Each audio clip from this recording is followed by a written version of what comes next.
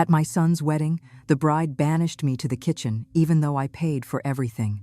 I smiled, stayed quiet, then canceled the band, the bar, and the flowers. I'm glad you're here. If you're watching this video, please hit like, subscribe to the channel, and let me know where you're listening from. I'm Margaret Langley, an ER nurse for many years, the one who signed the checks for every expense of tonight's wedding. I reminded myself, today is Daniel's day, and I need to do everything I can to make him happy.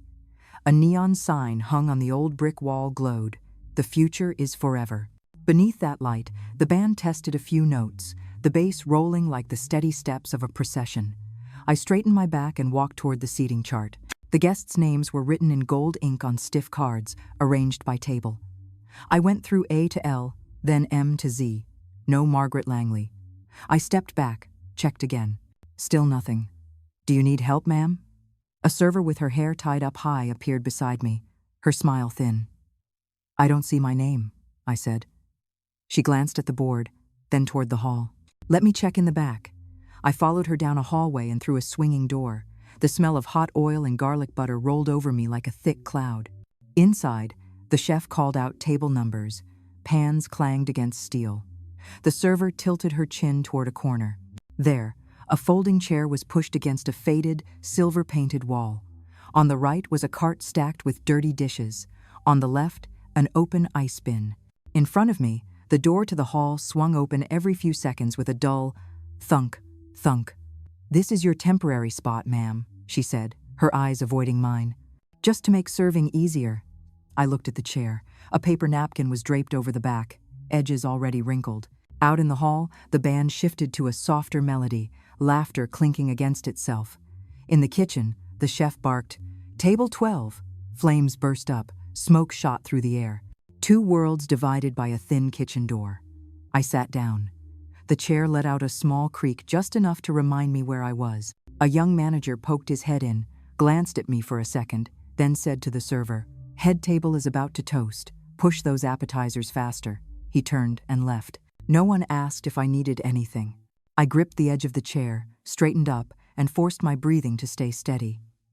I heard the MC outside, his voice smooth and floating. Daniel appeared through a gap in the door as someone pushed a tray out. He stood under the lights, his suit perfectly tailored, his smile wide. Next to him was Julie, in a white dress hugging her waist, hair piled high. My son clinked glasses with guests, leaned in to listen, his mouth curving naturally as he smiled. The boy I once held in my arms in the recovery room was now this man, and I, the one who changed diapers, spoon-fed him, paid his tuition, was sitting here beside an ice bin. Someone set a cold salad in front of me without a word. Outside, the MC invited the father of the bride to give a speech. I heard the words, sacrifice, love, becoming a wonderful man, applause. Then, the mother of the bride spoke about, "The first day Julie brought Daniel home to meet us, we already loved him like our second son." Louder applause. In the program tucked behind me, someone must have slipped it there. There was no line for mother of the groom. I flipped it back and forth. Thick paper, crisp ink. My name wasn't there. I rested the back of my head against the wall just for one beat. I heard my own voice inside, calm. "Not here. Don't plead here." The door swung open with that same cold thunk. "Would you like some water, ma'am?" the server asked quietly. "I can get it myself," I replied. I stood up, poured myself a cup from the pitcher on the ice bin, drank half of it. "I couldn't find your name on the board outside," she said softly, as if offering a vague apology. Maybe they reorganized things." "I suppose they rearranged a lot," I said, my voice neither sharp nor small. She nodded and slipped away. I heard Daniel say, "Thank you, everyone." His voice steady, confident. He thanked Julie's parents for welcoming me as one of your own. He said, "This is the best day of our lives." Someone tapped a spoon against a glass. Cheers rose like waves. Still not a single word for the mother in the kitchen. I stepped out to the back patio through the staff door, the last wooden step trembling slightly under my heel. No one called after me. String lights from the porch cast a thin gold puddle on the grass. Music and laughter stayed behind the door, hitting my back like waves. I unlocked my phone. The contacts were already marked. Band, brunch, bar. I tapped the first number. 3 rings, Then a man's voice, hoarse, polite, a little rushed. "Hello, this is the band. This is Margaret Langley," I said, my voice steady. "We won't be needing any further service. Consider the contract ended." There was a brief pause. "You mean cancel the second set? We're about to move into it." "That's right. We're done for tonight. Please note that the paying party is requesting you stop here." Silence, then a sigh. "We'll pack up. Have a good evening, ma'am." The call ended with a clean little beep. I tapped the second number. A young woman answered, overly courteous, asking for the name on the brunch reservation. I gave Daniel's name, the date, the venue. She started suggesting rescheduling and keeping what's already prepared. I repeated without changing tone, "No reschedule, no holding anything. Cancel everything for me. Any financial follow-up, please work directly with me." Another pause, then her voice dropped as she agreed. The third number, the mobile bar manager, same message. 3 calls. All finished before the night air had a chance to grow colder. I walked across the lot to my sedan. Then I drove back to the hotel, planning to rest, when my phone buzzed. A string of messages flooded the screen. Daniel first. "Where are you? They said you interfered with the schedule. Please don't make trouble tonight." Another. "The band says they were canceled. Why would you do that?" Then, "We still have brunch tomorrow. Call me back." I read every word. Not one asked if I was okay. I set the phone down without replying. Julie's messages followed longer. "This is unbelievable. How is anyone supposed to deal with a mother of the groom who behaves like this? You can ignore aesthetic rules if you want, but ruining the plans is too much." Another. "I worked so hard to make everything perfect. Why can't you understand?" I pulled the curtains aside. This small city was already asleep. A single window glowed in the distance. Someone out there was probably still awake with a to-do list, the way I used to be. I thought about my seat, a folding chair, pushed against a wall, out of the frame. They put me there like something that didn't need to be seen, and now they demanded I perform for them? That I was the one breaking the rules? What rules allow the mother of the groom to be seated in the kitchen? How ridiculous. I reopened my phone. Another message from Daniel. "Julie's cousins are asking me. I don't know what to tell them. Answer me." I placed the phone face down. Some questions are no longer mine to answer. I already answered tonight with 3 calls. I went to the sink and washed off the remaining makeup with warm water. It streamed down my neck, and I saw my skin return to its natural shade. I dried my face and smoothed on a thin layer of cream. The familiar motions pulled me back into my everyday order. What's needed, keep. What's not, discard. The phone buzzed again this time, a call. Julie's name lit up the screen. I watched it glow, then go dark. It rang once more. I switched to silent mode. There was no need to argue with these people anymore. I opened the linked payment app. The transfer history filled the screen like a library of records. I filtered by recipient. The vendors' names repeated over and over. A message attached Julie to a friend through the app, words glowing bright on a white background. "Well, his mom is paying for everything anyway. Might as well go big." My hand paused right at the edge of the trackpad. I zoomed in. I hadn't read it wrong.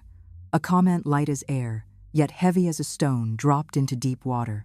I leaned back in the chair, staring at the screen, letting the words sit there. It wasn't about the money I had decided to pay, because I wanted Daniel to have a perfect day. But the way they used my hand to reach into my pocket, then told each other to go big. A memory flashed, bright as the ER lights at 3 in the morning. I saw myself in faded green scrubs, hair tied up in a rush, legs swollen after a long shift. I remembered that night, a patient seized the moment we brought him in. My coworker and I pulled the curtain, hooked up the monitor, called the on-call doctor. After the shift, I sat in the cramped break room with a reheated can of soup when Daniel called, saying he had to pay for basketball team fees. I checked the clock 4 hours until my next shift. I opened my wallet, counted the dollars, and heard the familiar reminder I gave myself. You can handle one more shift. My phone buzzed on the table. A message from an unsaved number, probably someone from Julie's family. We heard you canceled services on your own. This behavior is unacceptable. I set the phone down and turned back to the screen. I wasn't going to let them take up space among the numbers right now. Then I stood and walked to the wooden cabinet by the window. The second drawer was stiff, I had to tug hard to get it open. Inside were folders I had promised myself I'd organize someday. I scanned the labels: insurance, taxes, work records. Finally, a worn red folder, edges frayed, labeled in marker, Michael. I pinched the corner between two fingers and lifted it out. The back of my hand brushed the cool edge of the drawer. I laid the folder on the desk, smoothing it flat. The lamplight revealed fine scratches across the cover, like cracks in glass. I rested my hand on top of it, feeling the rough cardstock under my skin. My breathing stayed steady. I knew I was about to open another layer of this story, and whatever that layer held, I was already standing on solid ground. I opened the red folder. Inside was a white envelope, yellowing at the edges, corners worn. Michael's handwriting leaned slightly, with spots where the ink grew heavier, as if he lingered longer than necessary. I slid the letter out paper thin enough to tear if I breathed too quickly. The first line was short, no circling around, but felt like it stood just outside the door. Margaret, there are things I never told you. The whole room went still. The desk lamp cast a ribbon of light across the edge of the page. I read slowly, the music from last night's wedding fading further from memory. Michael wrote about an old winter, when we were waiting with nothing to hold on to. He mentioned the days I went back and forth between home and the hospital, the pill bottles sitting on the kitchen counter that I forgot because my mind was hollow. He wrote, I watched you fall down each step while he stood on the landing, not knowing how to pull you back up. The letter stopped there, hinting at another to follow. I turned the page face down, my palm pressing the words like it might press an old scar. And in my head, I could swear I heard an ambulance siren from those years again. I braced myself against the desk, letting the memory walk in without resistance. I saw myself in the waiting room, wrapped in a thick coat, hands clutching my lower belly, staring at the screen on the wall, time stretching like a rubber band about to snap. A young doctor stepped out and told me I had miscarried. On the way home, Michael drove slower than usual. I remembered the warm plastic smell of the car, the slope leading up to our house, the silence that filled that night. I flipped to the rest of the folder. The second letter lay beneath an old photo, its edges cleaner. Michael's handwriting here was firmer, like someone pushing a blade into wood on purpose. 3 days before I died. If you're reading this, it means the first letter arrived. I'm not going to apologize in a long speech. I have to tell the truth. I paused once, then read on. Sophie, a name that had never existed in my home.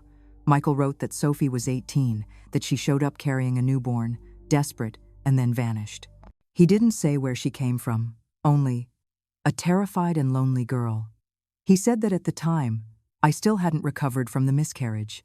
He saw me drifting from sink to sofa, from bed to window, a shadow inside our house, and he couldn't bear the thought of giving that baby up for adoption and returning to the emptiness between us.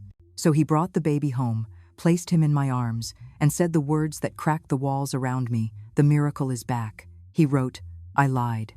I mixed truth and hope together so you could breathe again. I thought time would finish the job. The final line was short. I didn't have the courage to make it right while I was alive. I set the letter on the desk, my palm open. This hand held Daniel the first time in his life, kept his neck steady when he nursed for the first time in that narrow kitchen, wiped milk from his chin. This hand applied ointment when he fell, signed him up for sports, knocked on his door past midnight to ask, "Are you able to sleep?" In this room, all those images played like a silent film. I saw him running around the round wooden table, saw the first pair of shoes I bought with overtime pay, saw the afternoons. I waited for hours in the high school parking lot just to drive him to tutoring after a morning shift. Not once did that film ask, "Do we share blood?" And I never asked that question either. I touched the letter again, smoothing the creases. Shock stepped back, making room for a new order. The pain from those years hadn't disappeared, it had only changed shape. I understood now that the motherhood I gave Daniel was not something automatic like a cast shadow. It was a decision made over and over, day by day, month by month. I chose to stay when leaving would have been easy. I chose to rise when I was bone-tired. I chose to place him at the center of our home and step into the background myself. That choice became habit, then identity. And today, that same choice allowed me to see clearly what had just been revealed. I no longer owe anyone my silence. This letter didn't erase any of the sentences before it. It simply added a note underneath. The background of the picture is different, And when the background changes, the outlines come into focus. Blood doesn't guarantee family. People can walk through the home you spent decades building, smash the vase you faithfully dust every week, and call it a matter of aesthetics.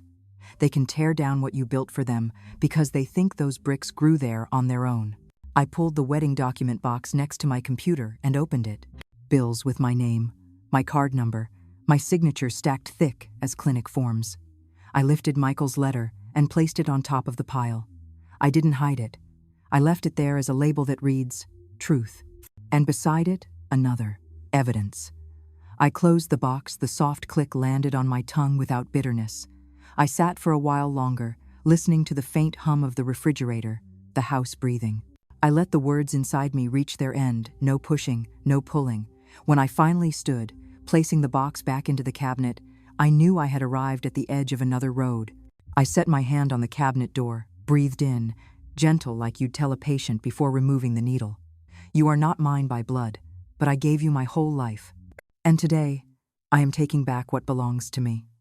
Morning came when I opened my eyes. Sunlight slipped past the edge of the curtain, falling in a thin streak across the mantel. Lined up, there were framed photos of Daniel, his green graduation cap, his basketball jersey with sweat glistening on his face, a quick snapshot on a windy day at the Atlantic coast. I stood before the shelf, no plan in mind, letting my hands decide before my thoughts did. I picked up the first frame. The glass was dull with dust, old fingerprints faint under the light. I took a soft cloth and wiped in small circles, the sound like pencil on paper. The second frame, the third. Each time I finished, I placed the photo in a cardboard box with its lid open on the floor. I was only doing my usual weekend tidying. Sort what stays, remove what doesn't, return some space to the room. I stepped into the kitchen.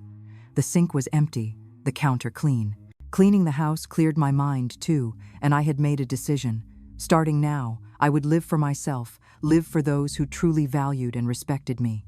A few names surfaced immediately. First name, Claire. I wrote in parentheses, ER always leaves a fresh pot of coffee before morning shift. I remembered snowy mornings when I arrived early, and the coffee was still warm, next to a note that said, Maggie, drink this before stepping into the ER. Claire didn't speak much, but she would stand beside me for 10 quiet seconds after a difficult case, hand me a cup of water, touch my shoulder. In a hospital, brief kindness like that weighs as much as a full meal. Second name, Mr. Henderson. I wrote, neighbor clears the walkway. Every winter, after finishing his, he came to my path not knocking, just shoving away the heavy snow so I wouldn't slip on my way to work. Sometimes I caught him, managed a thank you, and he would only say, wind's too strong on that side, better do it early. He never asked why I came home late, never searched my face for a story. He finished, brushed off his gloves, and went home. Third name, Dina. I wrote, librarian remembers my name, remembers my books. Every Sunday when I stopped by, Dina would look up with a smile. Did you finish last week's one? If a new release had a wait list, she would hold a copy under the counter for me and whisper, still warm, when I arrived. At the library, you don't need grand questions, you just need the right book. I sat back and looked at the 3 names on the page. A new circle, small, humble, quiet. I added a line, small dinner on the porch Friday at 6 p.m. I stood, walked to the porch to test the string lights. One bulb flickered, I twisted it, and the glow steadied. The patio table was dusty, I wiped it down. I lined up the folding chairs neatly, leaving a spot at the head of the table for a sturdier chair, my chair. I had no intention of giving up that space anymore, not out of politeness nor old habit. The house began to sound like a normal day again, the sounds I had missed for years while rushing through shifts, while revolving everything around Daniel. I opened a drawer and took out a stack of white envelopes and blank cards. I didn't write anything fancy, just a few handwritten lines. Claire, come for dinner on Friday evening out on the porch. Mr. Henderson, if you're free, stop by for something warm to eat. Dina, I'll make that lemon butter pasta you love. I set the 3 cards on a tray. I'd drop them in mailboxes or knock and hand them over myself. I wanted those invitations to carry the weight of being delivered in person. Below the list of names, I drew a straight line. I wanted a sentence to seal this day short enough to remember, clear enough to hold my ground when someone tries to push. I lifted the pen. The tip met paper, ink forming a fine black line. I wrote, "I will never let anyone banish me to the kitchen again." I added a period round, firm, unwavering. I looked at the sentence for a long time, letting it take root. Then I closed the notebook, the sound of cover meeting paper sharp and sure. Outside, the wind moved through the porch carrying the scent of dry leaves. Inside, everything had taken its place, and at the center of the room, my chair stood right where it belongs. I started with the small things. Swept the porch, scrubbed the stains off the steps, spread a sunflower-patterned cloth over the long table. String lights hung from post to post. I straightened each bulb and tested them all at once, warm gold, not harsh. The chairs were lined up evenly, the sturdiest one placed at the head of the table. I rinsed a small bunch of basil and let it dry on a paper towel. In the kitchen, the soup simmered with tiny bubbles. The tray of roasted vegetables crackled softly in the oil. I tasted the sauce once, added a drop of lemon, and felt everything come together. The clock showed 5:45. I opened the gate. The doorbell rang while daylight still lingered. Claire stood there in a gray cardigan, hair tied low, a bottle of wine in her arms. "My shift ran longer than expected," she said, setting the bottle on the counter. "But I made it. Still caught the last of the Sunday." "Good," I replied, handing her a glass. "Wash up and head to the porch. Everything's ready." A few minutes later, Mr. Henderson came in through the gate, carrying a basket of bread. "Tried a new recipe," he said, holding it up. "Flour everywhere like a snowstorm. If it's good, praise me. If not, don't tell a soul." "I'll tell the truth," I said as I took the basket. The bread smelled lightly baked, the crust risen just right. Dina arrived last, a bundle of wildflowers in her arms. "Weekends are busy at the library," she said, placing the flowers into a pitcher. "But all's well. I picked these out back just to add some color." "Beautiful," I said, arranging the flowers in a glass vase and setting it in the center of the table. The lights came on just in time for the sun to tilt away. We moved to the porch. I set the plates, set the soup, the roasted vegetables, the basket of bread, a platter of sliced grilled meat, a simple salad bowl. "Please, sit," I said. I served everyone a portion, poured their water, then served myself. No one asked, "What happened?" Claire told a story about a patient's elderly cat that refused to leave her bedside, how it lifted its head every time a nurse walked in. "They say cats can tell time," she laughed. "Comes to block the door right when medications do." We ate, talking about how the rose bush by the porch bloomed late this year. Mr. Henderson blamed the strong winds stealing moisture from the roots. Dina asked if I wanted to borrow a new novel about a woman who opens a bakery after she retires. I told her to hold it for me next week. These were small topics, without borders. They filled the table. Night arrived slowly. Crickets started up in the grass. Neighbors turned on their backyard lights, the glow slipping through the wooden fence like grain in a board. The wind carried the scent of dry leaves and someone grilling nearby. I lit a small candle in the center. The flame shivered, then steadied, drawing a warm outline around the meal. Dina set down her glass, looked around the table, and said, "I think we need a toast." She lifted her water, turned to me. "To a seat that's finally where it belongs."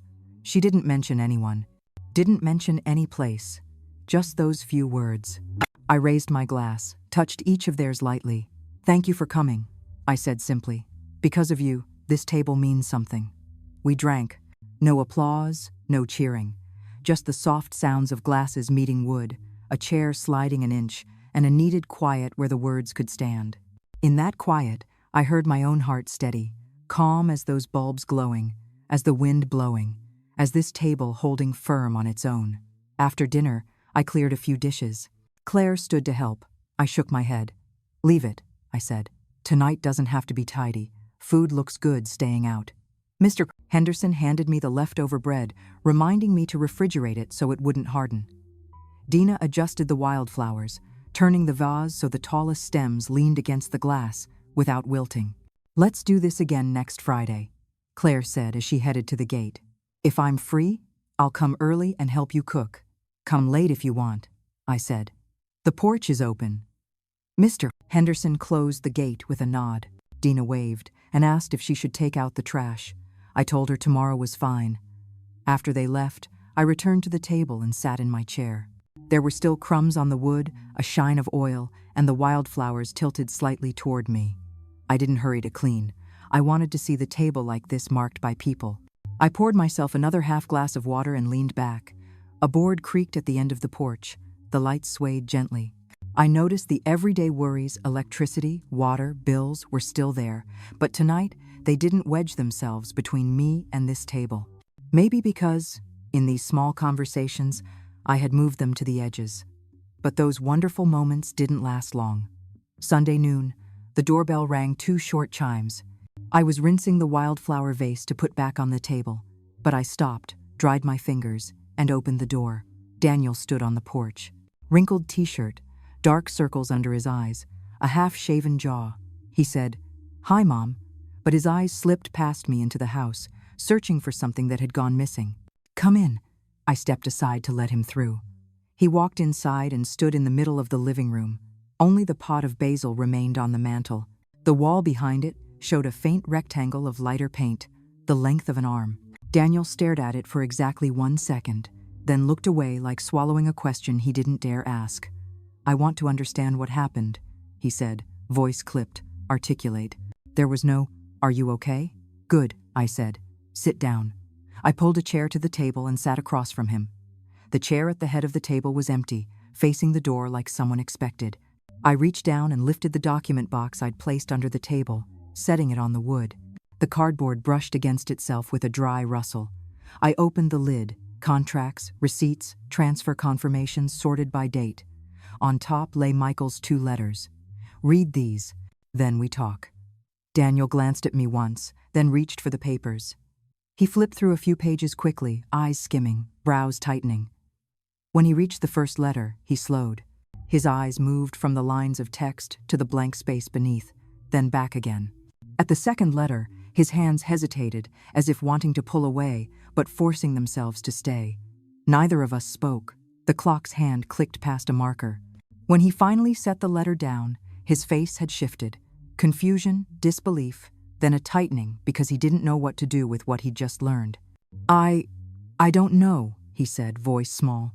"I believe that," I replied, "but what you didn't know didn't hurt me as much as what you did know and stayed silent about." He looked up, eyes reddening. "That night, I was trying to keep everything together. I thought you'd understand. Julie said everything needed to follow one unified look for the photos. Stop right there," I cut in. "There is no look that justifies putting the groom's mother in the kitchen. And there is no aesthetic that requires erasing my name from the program." Daniel opened his mouth, then shut it again. He avoided looking at the head of table chair, his gaze skating toward the window as if searching for an exit from this conversation. I let the silence stand. I wasn't going to fill it with stories of how I raised him. I had no need for that anymore. I didn't mean to make you feel disrespected," he said finally. "I thought after the formalities, I would come find you. Everyone kept pulling me." "No one can pull you far from your mother unless you let them," I said. There was no Margaret Langley on the seating chart, no mother of the groom on the program. My seat was a folding chair by the wall. You don't have to explain anything else. Those things were choices. And you allowed them. His hands tightened until his nails pressed into his skin. "You're blowing this out of proportion. It was just a seat, No." I shook my head. "It was not just a seat. It was how they defined who I was in your story." I took out the stack of receipts and slid them toward him. "These are what I signed, paid for, approved. Extra wine tasting, upgraded rehearsal dinner, premium decor package, all on my card. Not because I wanted more, but because others did. And that night, while they placed me in the kitchen, you sat under the golden lights as if everything was where it belonged." Daniel exhaled so long his next sentence faltered. I know the money was yours. I planned to."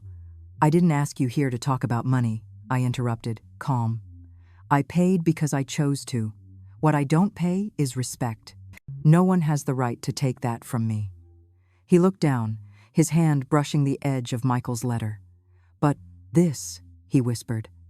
"I am Mom. When did you find out?" "Last night," I said. "And listen carefully. This does not make me any less your mother. I chose to raise you. I stayed when walking away would have been easy. I have no regrets. But exactly because of that, I refused to be treated like a wallet or a backdrop. He sat still. A vein rose along his neck. I saw a flicker of the little boy in the set of his jaw as he bit his lip. Then that flicker disappeared.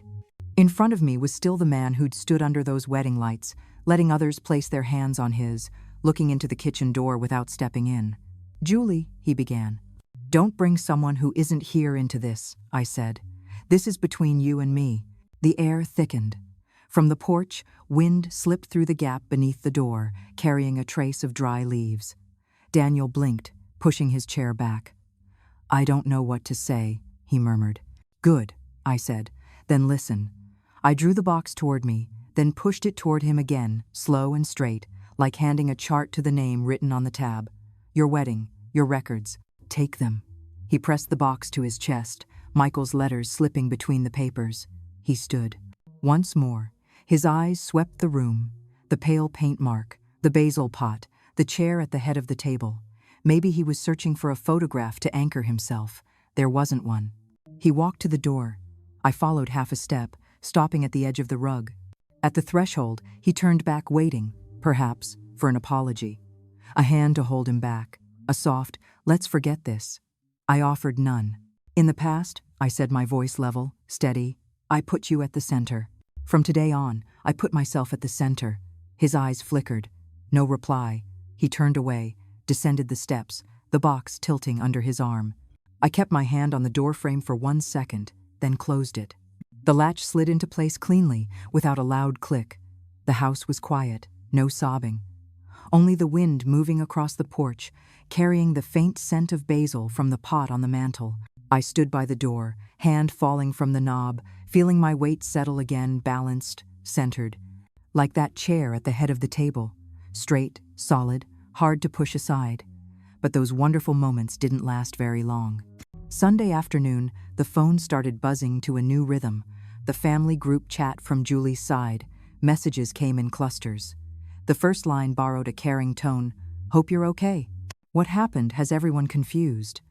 The next was blame. "Canceling services at the last minute is disrespectful to the guests."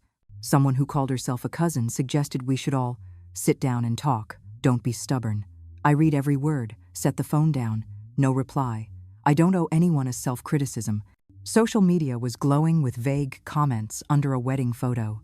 Some people don't understand basic etiquette. Beautiful, if only not for one small incident. The groom's family should learn how to cooperate. My name wasn't mentioned, but everyone knew exactly who they were talking about. I scrolled a few more lines, then closed the app. I wouldn't allow a never-ending feed to cross the threshold of my home. Unknown number calling. A voice claimed to be Julie's cousin, fast and lengthy, tone forced, soft. "We just want to understand why you did that. Was it a misunderstanding? Maybe we should all talk?" I let the phone ring until it stopped. Minutes later, another number. "I'm a friend of Julie's mother." I let that one ring too. I switched the phone to silent and left it on the kitchen counter, far from reach. The living room suddenly made the sound of the second hand, sweeping each mark sharp and clear, like a small knife, slicing even pieces of air. The next morning, I woke early and pulled open the curtains. The sky was crisp and blue. I put on my shoes and watered the herb row. The water trickled down, soaking into soil, the damp smell rising thin as a breath. The kettle whistled. I made coffee, poured it into a ceramic mug, took a sip, then set it down in its exact spot on the table, leaving a dark ring that slowly faded. I walked a lap around the neighborhood. House #8 cut its lawn too short. The corner house had a new flag hung. The dog at #23 looked up as I passed, tail flicking once. I greeted a woman on her morning walk. We didn't stop to talk, but it was enough to feel the day clearing a straight, decent path ahead. Back home, I opened my laptop and checked my bank account. Every wedding-related entry appeared. I canceled all automatic renewals. Lighting service? Canceled. Event mini fridge rental? Canceled. Floral transport? Canceled. A series of confirmation emails rolled in cold, clean language. I created a folder on my computer. Wedding completed. Not scandal, not mistake, just completed. I dragged every invoice and correspondence into it, set a password. A USB drive sat beside me. I saved a backup copy. The physical documents went into a separate drawer, clearly labeled. I didn't argue with anyone. I worked with paperwork. Midday. Another message arrived from Daniel's number. "Mom, I need to talk. I'll stop by tonight." I looked at the screen for one beat, then set it down. I didn't reply yes or no. "The door has a new rule now. If you knock, I'll consider. If not, it stays a door." I took an old cloth and wiped down each cabinet handle. The steady motion slowed my breathing. The cloth turned gray at the edges. I rinsed it, wrung it out.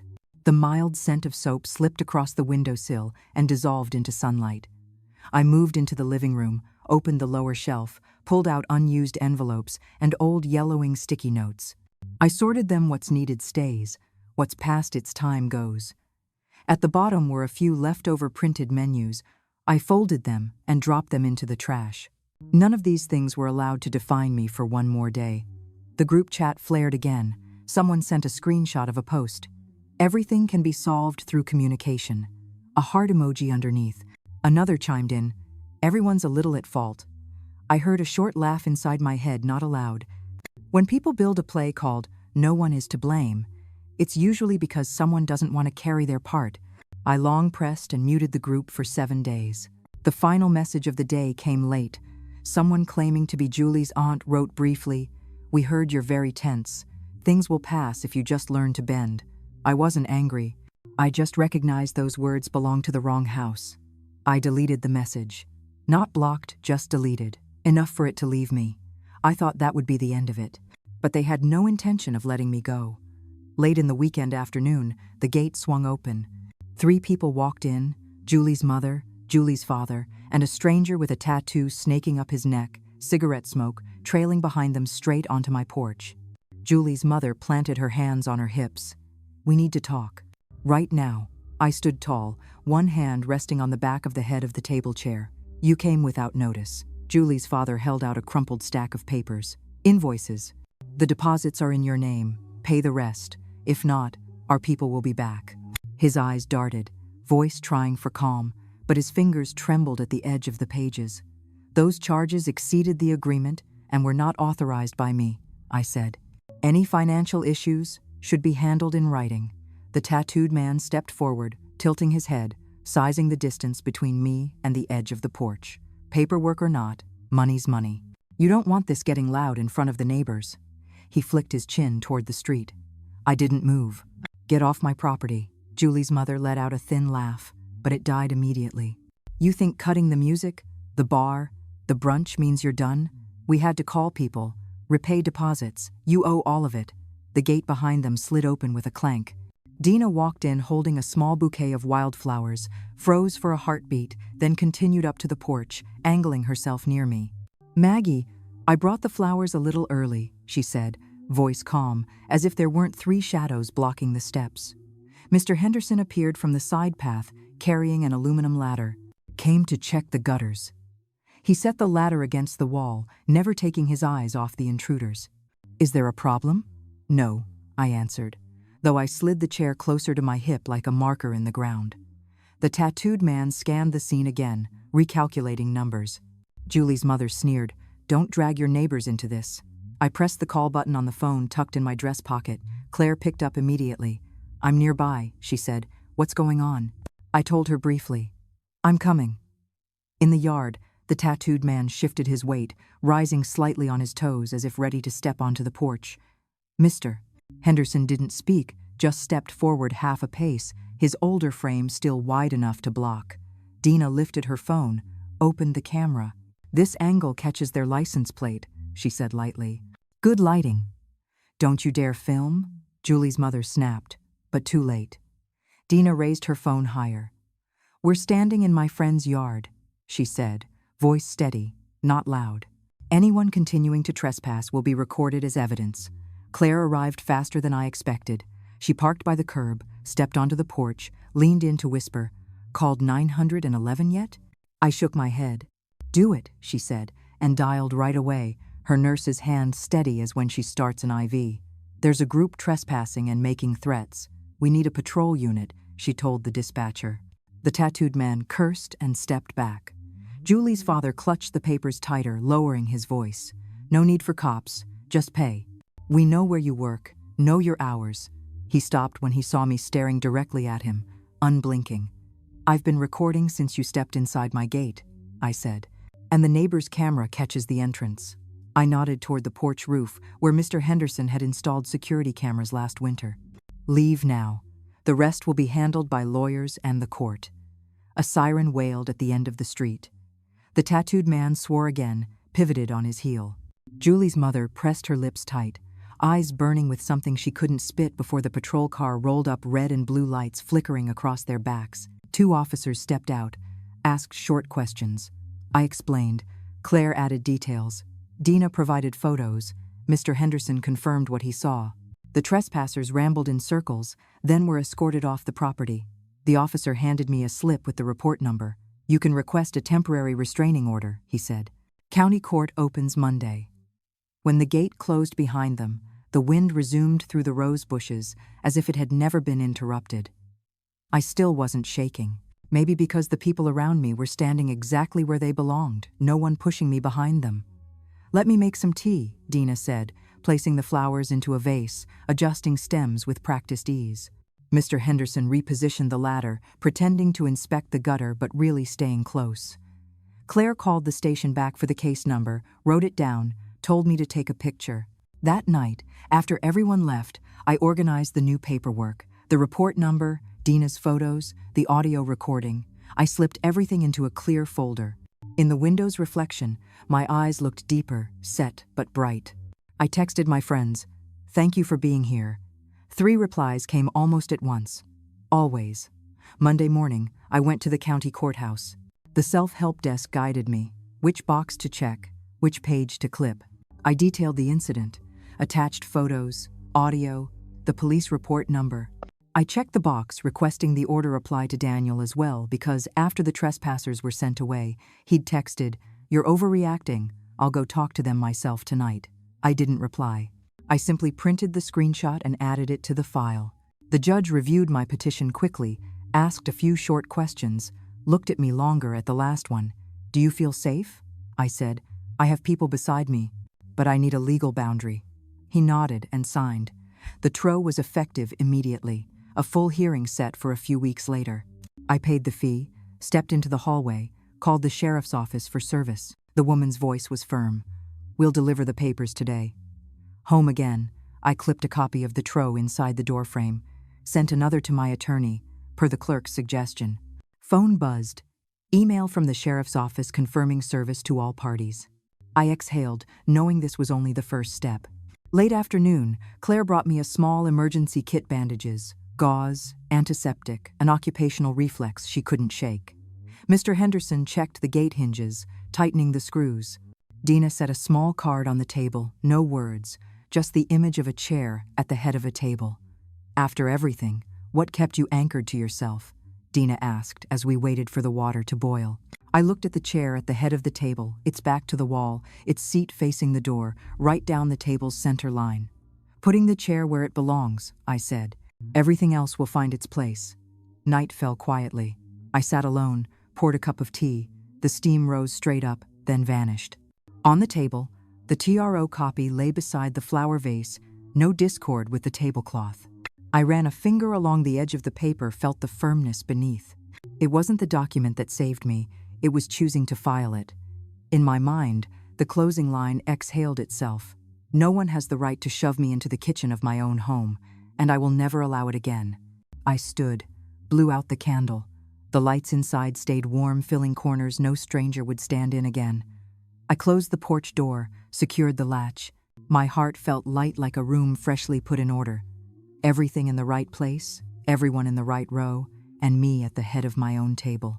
Waking early the morning after the confrontation, I opened the back door to let fresh air into the house. The first streak of sunlight settled quietly across the kitchen floor.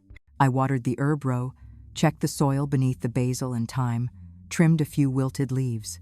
The rose bush on the porch was slow but steady. Tiny buds were pushing open a green line through the brown bark. I brewed coffee, drank half a cup, then changed shoes for a walk around the neighborhood. The path along the common lawn still held dew. Sparrows hopped along the edges, skittering away as I approached. Back home, I opened the book Dina gave me, a gardening guide for busy people, read exactly 10 pages, folded the corner. Lunch, something simple. Dinner, something cooked slowly. A short walk before dimming the lights at night. That rhythm repeated itself for days, like redrawing each line on a map. Every stop had just enough purpose. I signed up for a community cooking class at the center near the town square. The registration wasn't smooth, website errors twice, personal schedule conflicts, a phone call to confirm. After a tangle of fields to fill and calls on hold, I received the email. Your spot is reserved. 8 students on the first day. The instructor, a soft-spoken middle-aged woman, showed us how to whip cream without it separating, how to control heat so foie gras didn't dry out, how to sprinkle salt from the right height so it spread evenly. I wasn't the star of the class, and I wasn't the clumsiest either. I followed each step, accepted that sometimes the dish didn't look like the picture, but the smell was right.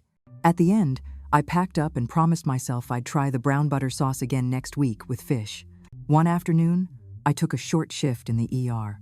The sliding doors opened, and the familiar scent of antiseptic greeted me like a hello. Claire spotted me, lifted her chin, no rush to talk. A former coworker gave my hand a brief shake. I took a patient with stomach pain, ordered imaging, monitored vitals, charted progress.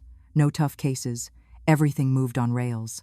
I realized I was useful not by staying until collapse, but through a few right actions at the right time. When the shift ended, Claire handed me a cup of water. "You okay?" she asked. "I am," I said. "No more, no less." I left the hospital while it was still light, walking to my car with the sense that I had done my part and didn't have to carry anyone else's. Dina texted that the end-of-month book club theme was women rebuilding their rhythm after upheaval.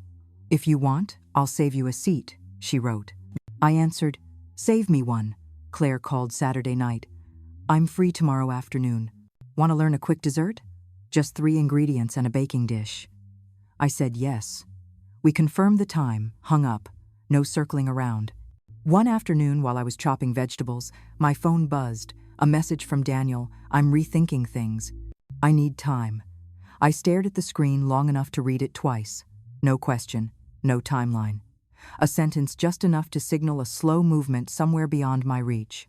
I set the phone down, face down. That door I neither slammed shut nor threw wide open. I left it ajar, letting the wind decide whether it comes through. I spent one day reorganizing the dining table. I pulled out every chair, cleaned the surface, checked for loose screws.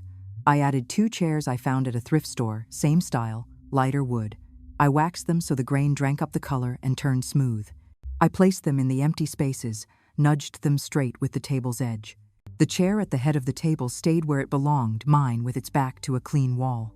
I rearranged the setting, wildflower vase slightly to the left, breadbasket to the right, a trivet near the spot where Claire usually sits. I stepped back to see the whole view, like examining an ore layout before a procedure. One serving board an inch off. I fixed it. It felt like rewriting the home's floor plan, drawing a new path straight through the room, none of it detouring into any kitchen exile. Evening came, and Claire did too, carrying a box of mix and a recipe card. "Peach cobbler," she said, "quick and easy." We sliced fruit, stirred batter, slid it into the oven. When the scent of butter and peach rose up, we stood by the porch and tasted a spoonful while it was still hot. "Perfect sweetness," I said. "Exactly," she replied, "no other topic needed." When she left, I handed her a few basil leaves I'd picked that morning. She tucked them into her pocket, smiling. Dina called asking for help setting up for the book club. I arrived early, arranged chairs in a small circle, placed short-stem flowers in a vase. People trickled in, shedding jackets, setting books in their laps. When the discussion began, I spoke little, mostly listened. One line I brought home with me. "When you change where you sit in the house changes its place inside you." I wrote it in my notebook, no name needed. The idea was what mattered. On quieter days, my schedule stayed tidy. Morning garden, midday reading, afternoon cooking, evening walk. Rainy days, I swapped the walk for stretches in the living room, windows open to the smell of rain. One day I tried that brown butter sauce again, failed once, succeeded the second time. One day I called Mr. Henderson to check the roof tiles. We set the ladder. I steadied it as he climbed, not many words. Each task marked off with one small line in my notebook. Those lines added up to a calm week. Daniel's message didn't leave my mind, but it didn't demand a seat in the middle of my day. Some afternoons I'd unlock my phone, read those 4 words, "I need time," then set it away again. I didn't interpret. I didn't trace blame across the fence. I filled the present I could touch, the sound of water pouring into a kettle, the steady rhythm of a knife on a board, the soft crack of a book opening. I understood. There is still a thin thread tied from here to there, but that thread no longer tightens around my throat. One evening, I smoothed out the table runner, swapped the sunflowers for plain white, moved the vase to the far end, left a plate in the center, like a pause waiting to be filled. I stood at the head of the table and looked down its length, a clean line from where I sit all the way across the wood. No obstacles, no swinging doors pounding thunk, thunk in front of me. I pulled out my chair and Saturday. From here, everything was within reach. I held the backrest in both hands, felt the weight of the wood, solid, right. I thought of next week's dinner. Maybe white bean soup with rosemary, maybe more people around the table, not tied by blood, but by presence. I made one small mark in my notebook. Table is ready. Then I turned off the porch lights, leaving the soft yard light on. Enough to see the path. Not so bright that anyone would have to squint. My new rhythm needs no more than that. Late weekend afternoon, the wind brushed through the rose garden as if stroking each thin petal. The sun tilted just enough for the trellis's shadow to stretch long across the porch. I set the plates on the table, laid the folded cloth napkins, lit 2 low candles. The wicks caught, the small flames shivered for a second, then stood steady. I turned the wildflower vase so the tallest stem leaned neatly against the glass, leaves angled toward the breeze. The basil on the mantel released a faint scent. I looked at the chair at the head of the table, its back flush to the clean wall, its seat aligned with the doorway. Exactly right. The gate opened. Claire came in first, holding a small container. "I made an extra batch of cobbler," she said, lifting it. "If the edges burned, don't tell a soul." I smiled and handed her a trivet. Behind her was Mr. Henderson, with a bread basket tied by a jute string. "Less yeast this time might be a bit denser," he warned. Dina closed the gate, carrying a paperback pressed to her chest. "I brought something to read after dinner," she winked. Not for discussion, just to rest on the table like a lucky charm. We sat down. I ladled soup into each bowl, slid them toward everyone else before serving myself. A breeze made the candle flames shrink a little, then calm again. The meal began with light stories. Claire talked about a shift that wasn't too stressful, except for an elderly man who insisted on paying cash for 1 pill. Mr. Henderson said the house across the street finally had its roof, replaced the young roofer fast and tidy. Dina passed me a few ideas for heat-tolerant plants, saying small ones were cheaper and stronger this season. Words drifted across the table without needing a push, like little boats lifted naturally by the current. There were moments when no one spoke, only the sound of spoons touching bowls and leaves brushing in the breeze. I looked at their faces in the candlelight. I saw the simple presence of each of them. No probing, no testing. From the start until now, no one mentioned the wedding, no if only.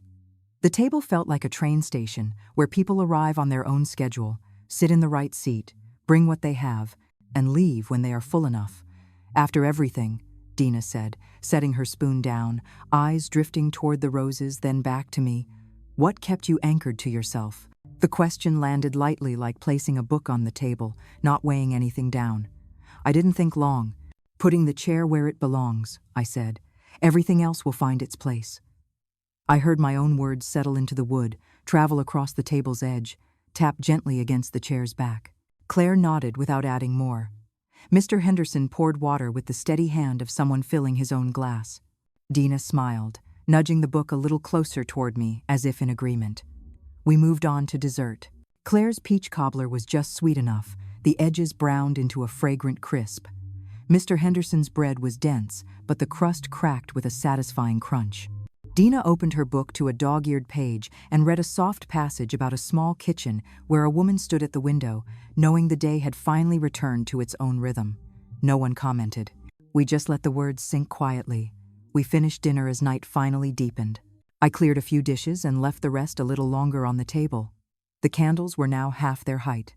Claire hugged her container and said, "Next time I'm trying apple," then turned to me, "Let me help wash." I shook my head. Leave it. Tonight, the table stays just like this. Mr. Henderson lifted his basket and promised to check the gutters again in the morning. Dina held her book. Spirits full, she said with a smile, though there's still room for tea next time. They headed out. I walked them to the gate, listening to shoes crunching on gravel and the latch falling shut. The street ahead lay quiet, soft as a length of dark fabric. I stayed at the doorway for a while. The porch tiles still held the warmth of dusk. My bare feet felt it like the warmth of a palm. From here, I saw the slant of my roofline, the even line of the low fence, one neighbor's porch light flick on, then off. Nothing special, but everything exactly where it should be. I closed the porch door. The hinges moved smoothly, the latch fitting perfectly into place. My heart felt light like a room just organized, not more things, but everything in its rightful spot. On my way through the living room, I glanced at the basil pot, plucked a leaf, and rolled it between my fingers. The fresh green scent broke clean and sharp. I turned off the corner lamp, leaving only the kitchen light. A band of warm gold stretched across the floor, stopping right at the front legs of the head chair. I stepped across that line, into my room, and drew the curtains. Night laid its hand gently on the roof. Inside this home, my table now holds its own light. And I, the one sitting at its head, am finally in the place meant for me. The story you just heard is fiction, but the chill of a chair in the kitchen, the thunk of a swinging door, and the clean cut of severing every string of exploitation, all come from a truth. There are women who, when forced to choose between letting it slide to keep the peace and standing tall to stay right, choose to stand tall. Not because they lack love, but because they understand that love cannot be an excuse for someone to erase their place at the table of their own life. Names and some details have been changed to protect the identities of those who might be recognized. We're not telling this story to promote blind revenge, but to remind you of another kind of courage, the courage to put the chair where it belongs, to sign the papers that protect your boundaries, to say enough, even when you know those words will cut your own heart first. If you've ever had to hold the line alone against a noisy crowd, if you've ever been called too rigid, too cold, simply because you refused to sit where others tried to place you, share your story in the comments. One sentence from you might be the steadying hand someone trembling needs tonight. And if you believe justice doesn't come from shouting, but from calm hands putting everything back in its proper place, share this video. Somewhere out there, someone may be searching for a reason to pull their own chair to the head of the table. Don't forget to subscribe. Here, every story is a kind of spiritual surgery, cutting away the lies, stitching trust back together, teaching the heart to beat in its rightful rhythm. On the end screen, we're sending you to 2 more stories about people who dared to touch the truth, knowing it would hurt, and who stepped into the light with their own 2 hands. Trust me, you won't want to look away.